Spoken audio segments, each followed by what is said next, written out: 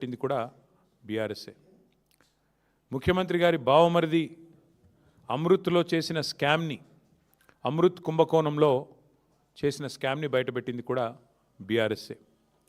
అట్లాగే మొన్న మధ్యనే సింగరేణి బొగ్గు గనుల్లో ఏ రకంగా కాంగ్రెస్ ప్రభుత్వం కుంభకోణానికి పాల్పడ్డదో ఆధారాలతో సహా, బొగ్గు గనుల్లోనే కాదు, సింగరేణి కంపెనీలో అటు బొగ్గు గనులు ఇటు సోలార్ టెండర్లు అన్నిట్లో కూడా ఏ రకమైన భారీ కుంభకోణానికి తెరలేపిందో అది కూడా బయటపెట్టింది బీఆర్ఎస్ఏ. మరి గత వారం 10 రోజులుగా ముఖ్యంగా జనవరి 22, 23 తర్వాత వరుసగా ఏకబిగిన మొదలు హరీష్ రావు గారిని, తర్వాత నన్ను, ఆ తర్వాత రాజ్యసభ మాజీ సభ్యులు సంతోష్ గారిని, తర్వాత మా అధినాయకుడు కేసీఆర్ గారిని వరుసగా విచారణకు పిలిపిస్తే మాకు అప్పుడేదో అనుమానం వచ్చింది. ఇదేదో డైవర్షన్ గేమ్ బాగానే సీరియస్గానే ఆడుతున్నారు, ఎందుకు ఆడుతున్నారు, ఇంత హడావుడిగా ఎందుకు చేస్తున్నారు అని చెప్పి మాకు డౌట్ వచ్చింది. ఆ డౌట్ వచ్చిన తర్వాత మేము కూడా తవ్వడం మొదలుపెట్టాం. ఏది కవర్ చేయడానికి, ఎందుకోసం ఈ కవర్ డ్రైవ్లు, ఎక్స్ట్రా కవర్ డ్రైవ్లు అని జాగ్రత్తగా ఆలోచిస్తే దొరికింది మాకు ఒక పెద్ద ఫ్రాడు, ఒక పెద్ద ముఖ్యమంత్రి గారి బినామీ భాగోతం ఒకటి బయటపడ్డది. ఇది జనవరి 23 నాడు కేంద్ర ప్రభుత్వం అట్లాగే రాష్ట్ర ప్రభుత్వానికి సుప్రీంకోర్టు నోటీసులు ఇచ్చింది. కేఎల్ఎస్ఆర్ అనే ఒక కంపెనీ, ఇన్ఫ్రాస్ట్రక్చర్ కంపెనీ, ఈ కంపెనీ ముఖ్యమంత్రి గారి బినామీ కంపెనీ. కేఎల్ఎస్ఆర్ ఇన్ఫ్రా అనే కంపెనీ ముఖ్యమంత్రి గారి బినామీ కంపెనీ. నేనేదో ఊరికే అనట్లేదు, అది దానికి ఆధారాలతో సహా ఇప్పుడే మీకు చూపెడతాను. ఇప్పుడు నేను ఈ మాట చెప్పగానే కొన్ని ఛానళ్ళు లైవ్ కట్ చేస్తాయి, అది కూడా నాకు తెలుసు, పర్వాలేదు. అయినప్పటికీ ఈ కేఎల్ఎస్ఆర్ ఇన్ఫ్రా అనే కంపెనీ ఏదైతే ఉందో దాని భాగోతం బయటపడి సుప్రీంకోర్టు నోటీసులు ఇచ్చింది కేంద్ర ప్రభుత్వానికి, రాష్ట్ర ప్రభుత్వానికి. వెంటనే మరి ఈ దివాలా తీసిన కంపెనీ ఏదైతే ఉందో 6,000 కోట్ల రూపాయల వర్కులు వీరికి దివాలా తీసిన సమయంలోనే, స్పష్టంగా నేను చదువుతాను, మీరు వినండి.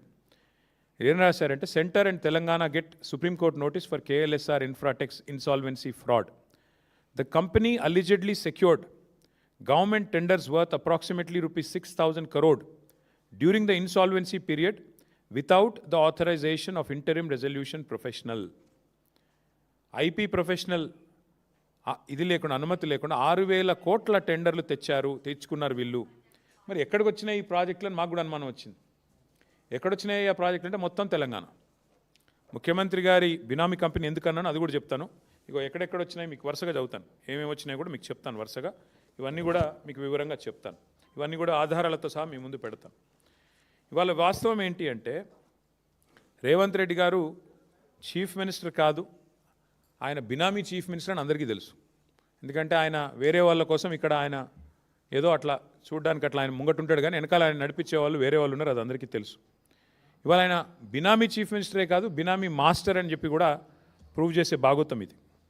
గత 2 ఏళ్లుగా అదేవిధంగా గతంలో కూడా బ్లాక్మెయిల్ చేసి సంపాదించిన డబ్బులు, అప్పనంగా ఈయన అడ్డంగా సంపాదించిన డబ్బును ఈ బినామీ కంపెనీలోకి దొడ్డిదారిన మళ్లిస్తూ ఉన్నాడు. సీఎం సీట్లో కూర్చుని ఇవాళ తన బినామీ కంపెనీకి 1,000 కోట్ల ప్రాజెక్టులు, ఇప్పుడే నేను చెప్పిన ప్రాజెక్టుల పేర్లు కూడా చదువుతాను. ఎక్కడెక్కడ ఇచ్చారా ఆ ప్రాజెక్టులు అంటే మీరు గమనిస్తే, కొడంగల్ లిఫ్ట్ ఇరిగేషన్ మీకు చదివి వినిపిస్తాను, మొత్తం వినిపిస్తాను, మీరు వినండి, కొద్దిగా సావధానంగా వినండి. ఇది ఎట్లా బినామీ కంపెనీ అని మీరు అడగొచ్చు. ఇగో ఇది 2018 సెప్టెంబర్ 27 నాడు రేవంత్ రెడ్డి గారి మీద, ఆయన బంధువుల మీద, ఆయన దగ్గరి వారి మీద ఐటీ రైడ్స్ జరిగినాయి. ఇది టైమ్స్ ఆఫ్ ఇండియా రిపోర్ట్. ఇది రేవంత్ రెడ్డి గారి మీద ఐటీ రైడ్లు జరిగితే ఎవరెవరి మీద జరిగినాయి అంటే, ఆ రోజు ఆయనకు 2018 సెప్టెంబర్ 27 ఆ రోజు ఏమేం చెప్పారంటే, ఐటీ వాళ్ళు కూడా సాయి మౌర్య ఎస్టేట్స్ అనే కంపెనీ, వాళ్ళ బ్రదర్ ఇన్ లో, అది వాళ్ళు సరిగ్గా ట్యాక్స్ పే చేయట్లేదు. అట్లాగే IT personnel suspect KLSR Infratech and Max Infra India are 2 companies being used to transfer money to Bhupal Infra in the name of sub contract works. Despite having no links with Sai Maurya, KLSR is flowing money into real estate deals. ఈ కేఎల్ఎస్ఆర్ ఇన్ఫ్రా అనే company ఎందుకు బినామీ అంటున్నా అంటే, ఇదొక ఆధారం. ఐటీలో ఆనాడు IT రేడ్లోనే స్పష్టంగా వారు అనుమానం వ్యక్తం చేసి కంపెనీ బినామీ అని. ఇక రెండో ఆధారం, రేవంత్ రెడ్డి గారు తిరిగే కారు ఇది. ఆయన ఫోటో చూడండి, ఇందులో కారులో ఆయన ఉన్నాడు. ఆయన కారు నెంబరు TS07FF0009. ఇది ఆయన ముఖ్యమంత్రి కాకముందు తిరిగిన కారు. ఈ కారు ఎవరికి రిజిస్టర్ అయింది అనుకున్నారు? ఈ కారు ఎవరికి రిజిస్టర్ అయిందయ్యా అంటే, రిజిస్టర్ అయింది KLSR ఇన్ఫ్రాటెక్ అనే కంపెనీకి. ఆయన తిరిగే సొంత కారు, ఆయన వాడే సొంత కారు. ఆ కారులో ఆయన ఫోటో కూడా ఉంటుంది చూడండి. సో అంటే దాదాపు ఇది 2.5 కోట్లు విలువ చేసే కారు, ల్యాండ్ క్రూజర్. ఆ కారు మరి KLSR అనే కంపెనీ ఈయనకెందుకు కొనిచ్చింది అంటే, IT వాళ్ళు సమాధానం చెప్పారు. ఎందుకంటే ఈయన డబ్బులు అల్లకెళ్ళి ఇళ్ళకి వస్తూ ఉన్నాయి పెద్ద ఎత్తున. ఈయనకు సంబంధించిన భూపాల్ ఇన్ఫ్రా అనే కంపెనీకి అందులోంచి KLSR అనే కంపెనీలకు వెళ్ళి వరుసగా మరి ఇట్లా డబ్బులు పంపుతూ ఉన్నారు, రియల్ ఎస్టేట్ డీల్స్ చేస్తూ ఉన్నారు. సరే, ఇది జరిగింది. అయితే ఇప్పుడేమైంది, 2023 జూలైలో ఈ KLSR అనే కంపెనీకి ఇంకొక కంపెనీ ASMET అనే కంపెనీకి మధ్యన గొడవ జరిగింది. గొడవ జరిగి ఇద్దరు కలిసి national company law tribunal NCLAT వాళ్ళని అప్రోచ్ అయినారు. అప్రోచ్ అయిన తర్వాత ఇప్పుడు ఆ కేసు విచారణ ప్రస్తుతం ఈ KLSR అనే కంపెనీకి ASMET అనే కంపెనీకి మధ్యన ఇప్పుడు అక్కడ కార్పొరేట్ ఇన్సాల్వెన్సీ రెజల్యూషన్ ప్రాసెస్ అంటారు దీన్ని. దాని కింద విచారణ జరుగుతూ ఉంది. హైలైట్ ఏంటంటే 2023 నుంచి కేసు జరుగుతుంది. ఈ కంపెనీ ఎంత దుర్మార్గమైన కంపెనీ చెప్పడానికి రేవంత్ రెడ్డి గారికి ఎన్ని అపసవ్య బుద్ధులు ఉన్నాయో ఈ కంపెనీ నడిపే వారికి కూడా అన్ని అపసవ్య బుద్ధులే ఉన్నాయి. 2025 ఆగస్టు 13 అంటే పోయిన సంవత్సరం ఆగస్టు 13 నాడు జస్టిస్ శరద్ కుమార్ గారు NCLAT జడ్జ్ ఎవరైతే ఈ డిస్ప్యూట్ని ఈ KLSR అనే కంపెనీ ఇంకో కంపెనీ మధ్యన గొడవని చూస్తున్నారో ఆయన ఏమన్నాడు, నాకు ఫోన్లో మెసేజ్ వచ్చింది. ఆ మెసేజ్లో స్పష్టంగా నన్ను అడుగుతూ ఉన్నారు, మీరు KLSR అనే కంపెనీకి అనుకూలంగా తీర్పు ఇవ్వండి అని చెప్పి నా మీద ఒత్తిడి పెడుతున్నారు, అందుకే నేను తప్పుకుంటున్నాను అని చెప్పి జస్టిస్ శరద్ కుమార్ అనే వ్యక్తి NCLATలో ఉన్న పెద్ద ఆయన తప్పుకున్నారు. He రెక్యూజ్డ్ himself. ఇంగ్లీష్లో చెప్పాలి అంటే NCLAT judicial member alleges being approached by judge for favour recuses himself. ఒక జడ్జి గారు, ఆ మెసేజ్ ఎవరో ఆషామాషి వ్యక్తులు పంపలేదు, ఒక జడ్జి గారు పంపారు. కాబట్టి ఈ ఒత్తిడి నేను తట్టుకోలేను అని చెప్పి ఈ జస్టిస్ శరద్ కుమార్ గారు NCLAT నుంచి తప్పుకున్న వార్త. ఇది కూడా అన్ని పత్రికల్లో వచ్చింది. ద హిందూ అనే పత్రికల్లో ఇది వచ్చింది. తర్వాత ఈయన తప్పుకున్నారు.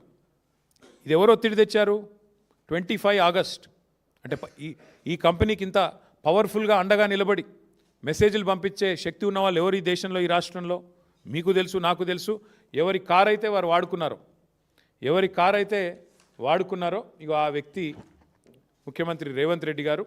మరి ఆయన ద్వారా మరి ఎవరో వీరికి మెసేజ్ పంపి వీరిని ప్రలోభ పెట్టే ప్రయత్నం చేస్తే వెంటనే ఆ జడ్జి గారు కూడా తప్పుకున్నారు. అట్లాగే ఇందాక నేను చెప్పాను మీకు, ఈ కంపెనీ బినామీ కంపెనీ, ఈ కంపెనీలో బినామీ పెట్టుబడులు ఉన్నాయి రేవంత్ రెడ్డివి అని నేను చెప్పడం కాదు.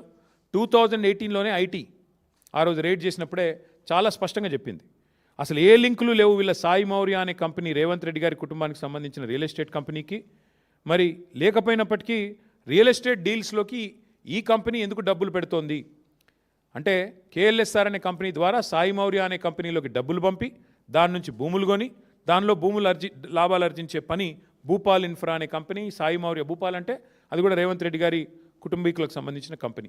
దానికి KLSR మెయిన్ సూత్రధారి, కేంద్ర బిందువు. అట్లాగే ఇక్కడ ఇంకొక విషయం, 2018లో ఎన్ఫోర్స్మెంట్ డైరెక్టరేట్ ED వాళ్ళు కూడా వీళ్ళ మీద రేడ్ చేశారు. ఆ రోజు రేడ్ చేసినప్పుడు ఇప్పుడే నేను చదివాను, ED IT రేడ్ చేస్తే ఆ రోజే ఈ వార్త కూడా వచ్చింది, ఈ కంపెనీ బినామీ రేవంత్ రెడ్డి గారికి అని అనుమానాలు వ్యక్తమవుతున్నాయి అని చెప్పి వార్తలు వచ్చినాయి. ఈ అనుమానం వ్యక్తం చేయడానికి ఇప్పుడే నేను చెప్పాను, ల్యాండ్ క్రూజర్ వెహికల్ ఏదైతే రేవంత్ రెడ్డి గారు బాహాటంగా తిరిగేటాడో అది కంపెనీ కొనిచ్చిందే. అట్లాగే ఈ మధ్యనేదో దొంగతనం బయటపడే వరకు మార్చినట్టున్నారు.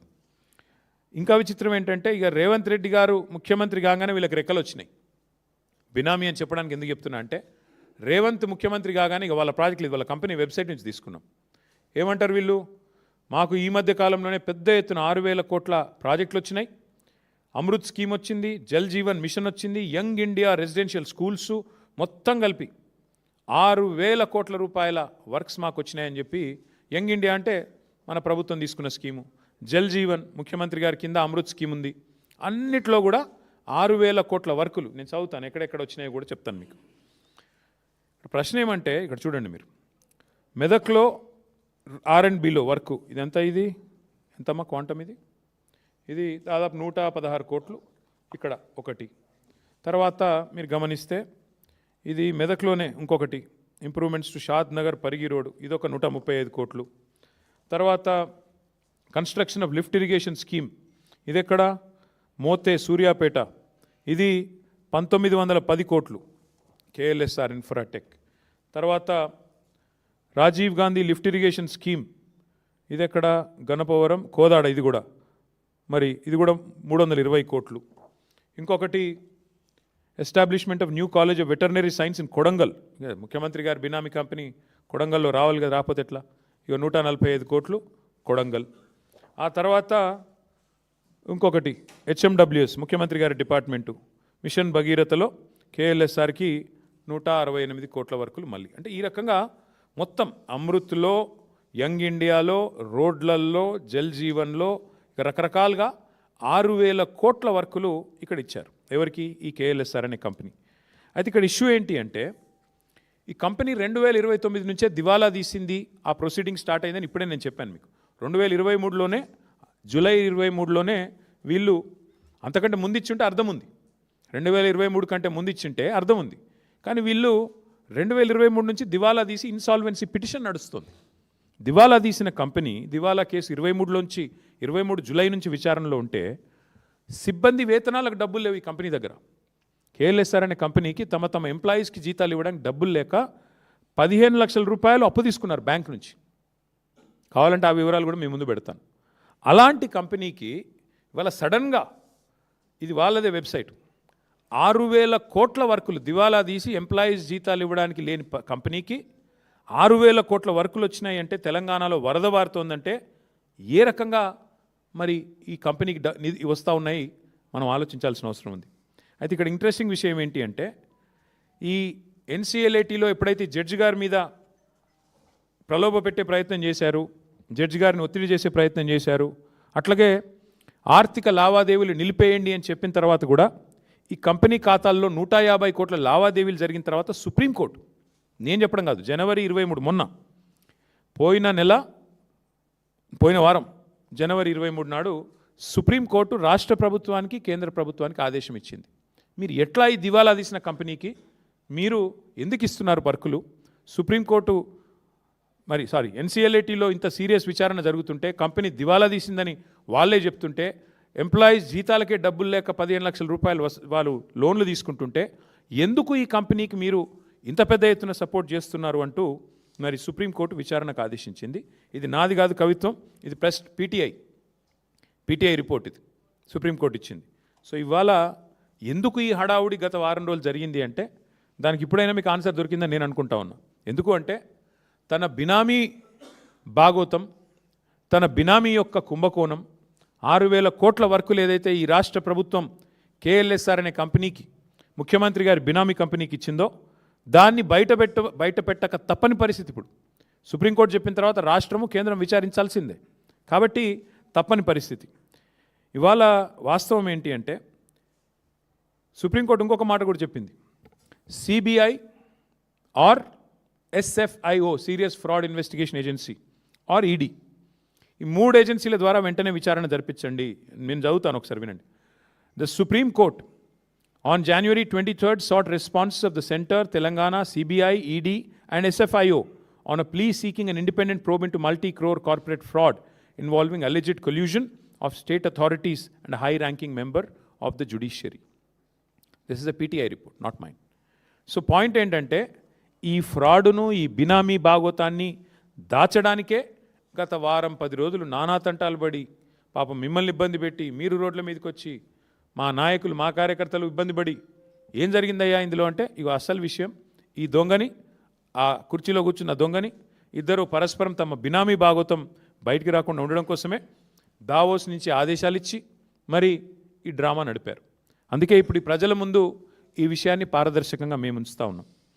ఈ దివాలా తీసిన కంపెనీకి 6,000 కోట్లు తెలంగాణలో వర్కులు ఎందుకు ఇచ్చారు, ఏ బేసిస్లో ఇచ్చారు సూటిగా మేము అడుగుతా ఉన్నాం. వెంటనే ప్రభుత్వం సమాధానం చెప్పాలని చెప్పి కూడా మేము డిమాండ్ చేస్తూ ఉన్నాం. అట్లాగే కోర్టు, సుప్రీంకోర్టు ఏదో ఆషామాషి కోర్టు కాదు, CBI దర్యాప్తుకు ఆదేశించిన ఎన్సీఎల్ఐటి లావాదేవీలు నిలిపేయాలని ఆదేశించిన వేల కోట్ల కొత్త కాంట్రాక్టులు ఎందుకు ఇచ్చారు, ఎలా ఇచ్చారు, దీనికి సమాధానం ఎవరు చెప్తారు ఈ గవర్నమెంట్లో చెప్పాలని చెప్పి కూడా మేము డిమాండ్ చేస్తూ ఉన్నాం. అసలు వాస్తవం ఏంటంటే ముఖ్యమంత్రి గారు చెప్పాలా, ఎందుకంటే ఆయన డిపార్ట్మెంట్లు ఇవన్నీ, ఆయన కాన్స్టిట్యున్సీలో ఆయన డిపార్ట్మెంట్లో ఇన్ని వేల కోట్ల టెండర్లు. ఈ సంస్థ మీద రేవంత్ రెడ్డి గారు ఆయన నిజంగానే ఆయన బినామీ కాకపోతే దివాలా తీసిన కంపెనీ మీద ఎంత ఆసక్తి ఎందుకు ఆయనకి? కమిషన్ల కోసమా, పార్ట్నర్షిప్పా, ఏంటిది అక్రమ సంపాదన మరి అందులోకి తోయడానికా? ఎక్కడెక్కడో కాదు కదా, ఆయన సొంత కాన్స్టిట్యున్సీలో కాలేజీల నిర్మాణం, స్కూళ్ళ నిర్మాణం, కోదాడలో లిఫ్ట్ ఇరిగేషను, తర్వాత తాగునీటి ప్రాజెక్టులు, రోడ్లు, ఒకటి కాదు 6,000 కోట్లు. అదేవిధంగా కంపెనీ ఓపెన్గా వెబ్సైట్లోనే చెప్తోంది కదా, మాకు ఇగో ఇన్ని వర్కులు వచ్చినాయని. ఇది కూడా చూడండి, ఇగో మీరు షాద్ నగర్ టు పరిగి రోడ్, ఇది కొడంగల్ కాన్స్టిట్యున్సీ, దీనికి 185 కోట్లు, దీనికి కూడా వారికే డబ్బులు ఇచ్చారు. ఇంకా చాలా ఉన్నాయి అట్లా చెప్తే, ఇంకేమున్నాయి? ఇగో ఇది కూడా ఇంకోటి రోడ్డు, దాదాపు 116 కోట్లు, ఇంకొక రోడ్డు, ఇట్లా చాలా ఉన్నాయి, కావాలంటే మీకు అంతా ఇస్తాం మీకు. అంటే ఇక్కడ అన్నిటికన్నా ముఖ్యమైన ప్రశ్న, మరి దివాలా తీసిన ఈ కంపెనీ బ్యాంక్ గ్యారంటీలు ఎడికెళ్ళి ఇచ్చింది? ప్రభుత్వం బయట పెట్టాలి, ఇప్పుడు చెప్పాలా ఏ రకంగా ఈ కంపెనీ బ్యాంక్ గ్యారంటీలు పెట్టింది, ఎక్కడి నుంచి తెచ్చి పెట్టింది? రూపాయి లేని కంపెనీ, జీతాలకు బ్యాంక్ లోన్ తీసుకునే కంపెనీ ఉద్యోగుల కోసం, మరొకవైపు దివాలా ప్రక్రియ జరుగుతున్న సమయంలో ఆర్థిక లావాదేవీల మీద నిషేధం ఉన్నప్పుడు 100 కోట్ల బ్యాంక్ గ్యారంటీలు ఈ కంపెనీ ఎట్లా సమర్పించింది? దీనికి ఎవరు అండగా నిలబడ్డారు గవర్నమెంట్లో? ఎవరి ఆదేశాల మేరకు ఇన్ని వేల కోట్ల వర్కులు ఈ కంపెనీకి వచ్చాయి? ఇది ఖచ్చితంగా రాష్ట్ర ప్రభుత్వ పెద్దలు సమాధానం చెప్పి తీరాలి. ఇంకొక మాట కూడా నేను ఈ సందర్భంగా చెప్పాలి, ఇన్ని కాంట్రాక్టులు, బ్యాంక్ గ్యారంటీలు, ఖాతాల్లో 100 కోట్లు, మరి ఎక్కడి నుంచి ఇలాంటి కంపెనీకి వస్తాయి, ఎలా వచ్చాయి? ఇది కూడా దీని మీద కూడా ఆరా తీయాల్సిందే. సుప్రీంకోర్టు చెప్పినట్టు ఖచ్చితంగా సీరియస్ ఫ్రాడ్ ఇన్వెస్టిగేషన్ ఏజెన్సీ కానీ, సిబిఐ కానీ, ఈడీ కానీ ఈ విషయంలో వెంటనే రంగంలో దిగాలని చెప్పి కూడా మేము డిమాండ్ చేస్తూ ఉన్నాం. ఎందుకంటే ఇదేదో రేవంత్ రెడ్డి గారి సొంత వ్యవహారం కాదు, 6,000 కోట్ల ప్రజాధనానికి సంబంధించిన వ్యవహారం ఇది. అందుకే ఇది కంపెనీ వ్యవహారమో కంపెనీ ఇష్యూవో కాదు, ఇది ప్రభుత్వము, ప్రజల ధనము, న్యాయ వ్యవస్థను దుర్వినియోగం చేసి ఆఖరికి ఒక న్యాయమూర్తిని కూడా ఒత్తిడికి లోన్ చేసిన ఒక దుర్మార్గమైన కేసు. కాబట్టి తప్పకుండా వెంటనే స్పందించాలి ప్రభుత్వం అని మేము డిమాండ్ చేస్తూ ఉన్నాం. అట్లాగే సూటిగా నేను కొన్ని ప్రశ్నలు అడుగుతా ఉన్నాను ఇవాళ ఈ ప్రభుత్వాన్ని. సిఐఆర్పిలో అంటే దివాలా ప్రక్రియ తెలుగులో చెప్పాలంటే సిఐఆర్పిలో ఉన్న సంస్థకి గత 2 ఏళ్లుగా ఈ ప్రక్రియ సాగుతోంది, ఇవాళ కొత్తది కాదు. ఉన్న సంస్థకి కాంట్రాక్టులు ఎట్లా ఇచ్చారు? అంతకంటే ముందు ఇచ్చి ఉంటే ఓకే, అర్థం చేసుకోవచ్చు, కంపెనీ ఆర్థికంగా బాగానే ఉందని చెప్పొచ్చు. కానీ 23 జూలై తర్వాత ఇన్సాల్వెన్సీ వెళ్ళిపోయిన తర్వాత ఏ రకంగా ఈ కంపెనీకి ఈ రాష్ట్రంలో కాంట్రాక్టులు ఇచ్చారో చెప్పాల్సిన బాధ్యత ప్రభుత్వం మీద ఉంది. నెంబర్ 1. మరి ముఖ్యమంత్రి గారికి కారు ఇచ్చినందుక లేకపోతే వాటా ఇచ్చినందుక ఇది క్విడ్ ప్రో కో కాదా? ముఖ్యమంత్రి గారికి కారు ఇచ్చి ముఖ్యమంత్రి గారికి మరి ఎన్నికల సమయంలో నిధులు సమర్పించుకుంటే ఇచ్చారా? ఎందుకు ఇచ్చారు? క్విడ్ ప్రో కో కాదా? దివాలా తీసిన కంపెనీకి ఎట్లా కాంట్రాక్టులు ఇచ్చారు? ఇది క్విడ్ ప్రో కో కాదా? తర్వాత బినామీ సంస్థ కాకపోతే నేను అడిగేది, కంపెనీపై నిషేధం ఉన్నా కూడా కాంట్రాక్టులు ఎట్లా ఇచ్చారు? ఈ కంపెనీకి ఎలా వచ్చినాయి కాంట్రాక్టులు ఇట్లా ఇన్సాల్వెన్సీలో ఉన్నప్పుడు అనేది ఇంకో ప్రశ్న. మరి మనీ లాండరింగ్ జరగకపోతే బ్యాంక్ ఖాతాలన్నీ స్తంభింపజేసిన తర్వాత 100 కోట్లు ఎట్లొచ్చినాయి? ఆలోచించండి. అట్లాగే ఖచ్చితంగా ఈ విషయంలో సీఎం పాత్ర ఏంది తేలాల్సిందే. అసలు సీఎం గారికి ఈ కంపెనీకి ఉన్న సంబంధం ఏంటి తేలాలి. అట్లాగే మా పార్టీ నుంచి కొన్ని డిమాండ్లు కూడా ఇవాళ ప్రభుత్వానికి పెడతా ఉన్నాం. తక్షణమే సుప్రీంకోర్టు ఈ ఆదేశం ఇచ్చిన తర్వాత తదుపరి మీకేమైనా కనీసం సిగ్గు లజ్జా ఉంటే వెంటనే కేఎల్ఎస్ఆర్ కంపెనీకి ఈ రాష్ట్రంలో ఇచ్చిన ప్రతి కాంట్రాక్ట్ రద్దు చేయాలి అని డిమాండ్ చేస్తూ ఉన్నాం. అట్లాగే ప్రస్తుతం ఏదైతే వర్క్స్ జరుగుతున్నాయో తక్షణమే వాటిని నిలిపేయాలని చెప్పి కూడా డిమాండ్ చేస్తూ ఉన్నాం.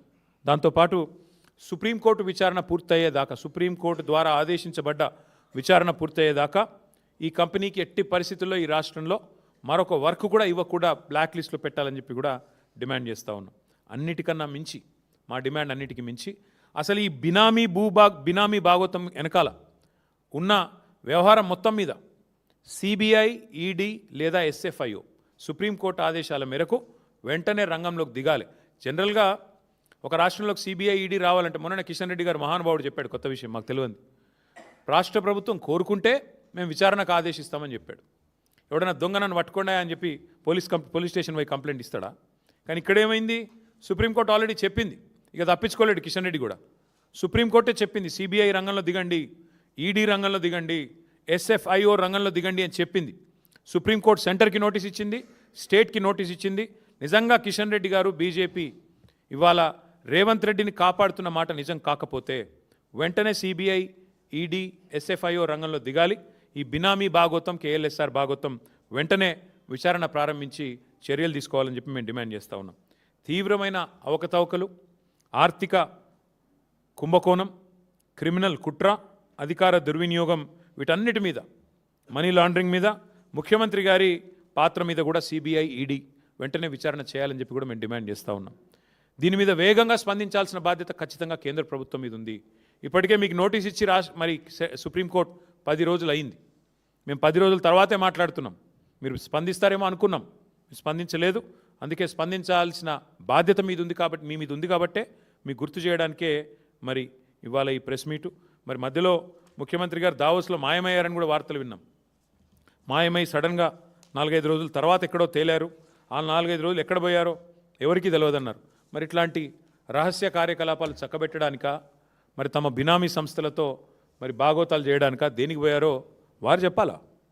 ఈ డబ్బులు గతంలో మీరు గుర్తుండాలి, మీకు ఉత్తమ్ కుమార్ రెడ్డి పీసీసీ ప్రెసిడెంట్గా ఉన్నప్పుడు, రేవంత్ రెడ్డి పీసీసీ ప్రెసిడెంట్గా ఉన్నప్పుడు ఇలాంటి చాలా ఆరోపణలు చేశారు. ఆధారాలు లేకుండా నోటికి ఎంత వస్తే అంత మాట్లాడినారు. కానీ ఇవాళ మేము ఆధారాలతో సహా మాట్లాడుతున్నాం.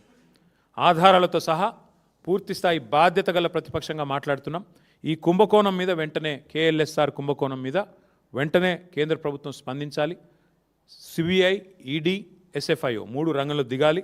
సుప్రీంకోర్టు ఇచ్చిన ఈ ఆదేశాన్ని వెంటనే అమలు చేయాలి. కేఎల్ఎస్ఆర్కి ఇచ్చిన ప్రతి ప్రాజెక్టు రద్దు చేయాలి. కేఎల్ఎస్ఆర్ విషయంలో సమగ్ర విచారణ చేయాలని చెప్పి డిమాండ్ చేస్తూ, మరి ఈ విషయాన్ని దయచేసి పత్రికా మిత్రులకు కూడా నా రిక్వెస్ట్, మీకు కూడా చాలా ఒత్తిళ్ళు వస్తాయి. ఈరోజు 10 రోజుల కింద ఈ వార్త వచ్చినా తెలుగులో ఒక్క పత్రిక రాయలేదు, ఒక్క పత్రిక కూడా రాయలేదు. ఇది పీటీఐ రిపోర్ట్, నాది కాదు. కానీ ఎందుకో మరి ఒక్క పత్రిక కూడా రాయడానికి ఇష్టపడలేదు. ఒక సియాసత్ పత్రిక రాసింది, కానీ తెలుగు వాళ్ళు ఎవరు రాయలేదు.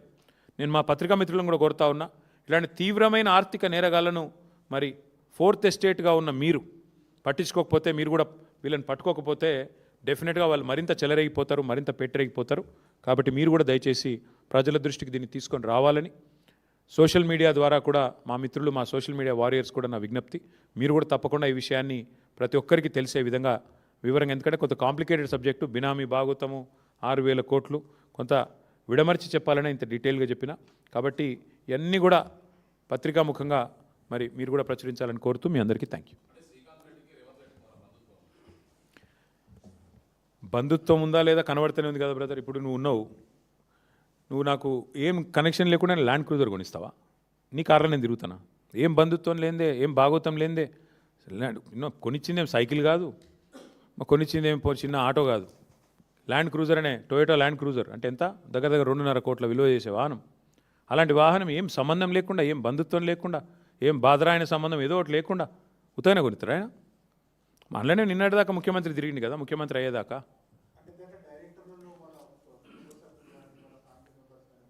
ఆయన పేరు శ్రీధర్ రెడ్డో శ్రీకాంత్ రెడ్డో నాకు తెలియదు. అయితే ఇక్కడ వాస్తవం ఏంటంటే 2018 నేను చెప్పడం కాదు, ఇది 2018లో this is Times of India report. ఆయన సుధాకర్ రెడ్డి గారని senior journalist, Times of India రాశారు ఈ రిపోర్ట్. ఏం రాసినారు అందులో? ఐటీ వాళ్ళు అప్పుడే సస్పెక్ట్ చేశారు ఇది బినామీ కంపెనీ అని.